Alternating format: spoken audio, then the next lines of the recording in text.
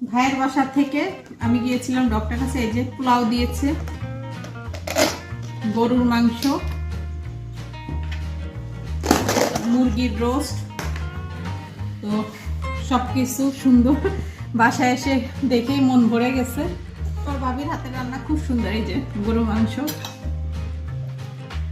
জমে যাচ্ছে, আসলে শীতে তো এখন একটু শীত শীত। এটা রোস্ট দিয়েছে,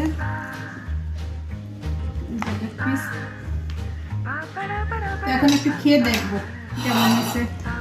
ভাবি খুব সুন্দর পোলাও রান্নাটা হয়, ঝরঝরে, খুব সুন্দর রান্না করতে পারে। ওনার মা খুব সুন্দর রান্না। আসলে আমরা প্রায় যেতাম যখন যশোর খুলনায় যখন ছিলাম, ওনাদের বাসায় যেতাম।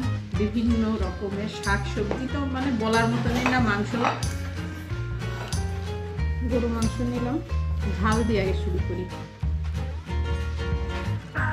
সাথে আবার আলু।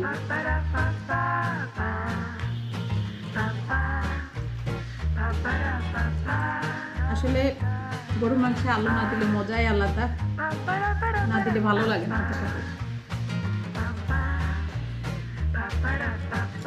সত্যি বিশ্বাস করেন, আপনারা তো ফ্লেভার পাচ্ছেন না, মানে আলাদা একটা। এই যে হাত দিলে সব। ডাক্তার কাছ থেকে গেছিলাম, এসে দেখি আমার ভাইয়া সব কিছু দিয়ে গেছে। নতুন বছরের খাবার আগে থেকেই খাওয়াই গেছে।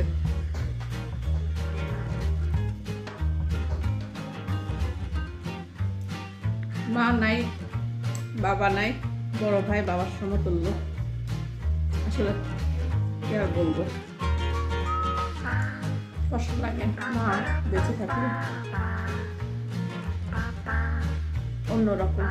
ভাইয়ের বাসা, ভাই কর্তব্য পালন করতেছে। এত বড় দোষ বাবারে খেয়ে পারবো না।